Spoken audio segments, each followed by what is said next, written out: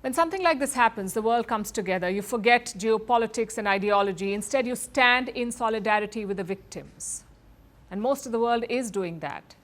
US President Donald Trump spoke to Prime Minister Modi. He condemned the attack and promised to fight against terrorism. His deputy, J.D. Vance, is in India right now. He too offered condolences. I want to just, of course, issue our condolences to the people of Kashmir who were affected by this terrible terrorist attack. And obviously, we're providing whatever assistance and help we can provide to the government, to the people of India.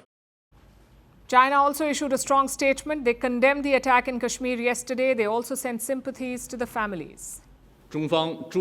China has noted the relevant reports and strongly condemns this attack. China firmly opposes terrorism in all its forms. We mourn the victims and extend our sincere sympathies to the families of the victims and the injured.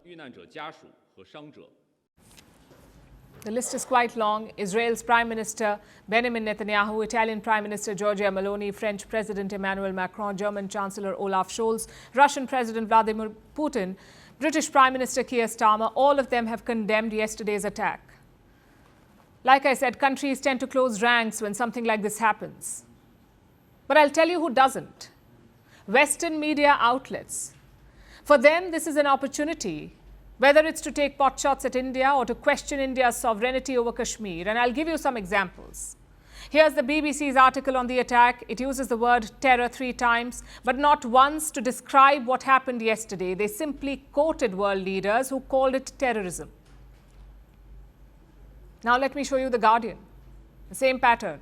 They've used the word terror 3 times, but only while quoting world leaders. And their first article was even worse. It said, suspected militants killed at least 26 tourists.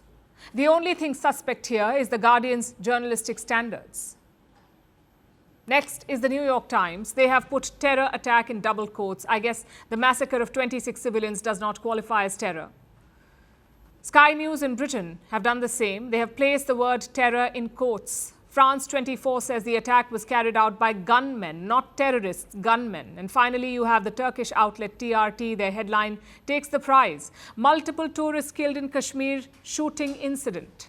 Incident. I guess technically they're right. In the same way, 9/11 was a building collapse. Did the World Trade Center collapse in 2001? Yes, it did. But is that the whole story? Absolutely not. These headlines reveal the bias in Western coverage. None of them have used the word terrorism. Their governments have used it. Their prime ministers and presidents have used it. But somehow, these media outlets simply cannot. All of them have called these terrorists gunmen and militants. Again, did these terrorists carry a gun? Yes, they did. But were they just gunmen? It's like saying the Americans carried out a military operation in Iraq. Yes, it was an operation, military in nature, but it involved invading and bombing the whole country. So my point is quite similar. Words and descriptions matter. These articles are read by millions of people. They shape public opinion in those countries, and that in turn shapes policy. So do not ignore these headlines by the Western media because they have real world impact. The question is, why do they do it? Why can't Western media call these attackers terrorists? The simple answer is politics. Let me take you back to October 2023. That's when Hamas launched an attack on Israel. Back then, almost all US media outlets called it a terror attack. Why do you think that is? Because these outlets are pro-Israel. So they don't mind calling Hamas terrorists. But when it comes to India, they downplay it. Here in India, we haven't done that. For us, 9/11 was a terrorist attack. October 7 was a terror attack, and so was yesterday in Kashmir, a terrorist attack. Media houses need to stop putting political filters on terror. It is pretentious virtue signaling at best and abetment at worst. Greeting you with aloha and namaste.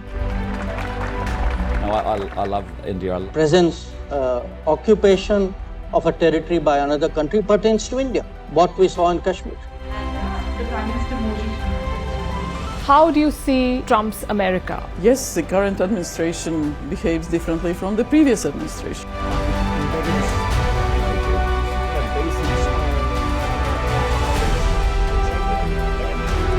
Are you saying that there are foreign powers who are trying to bring down the current government in Syria? Exactly. Bluntly, Iran, maybe Russia too.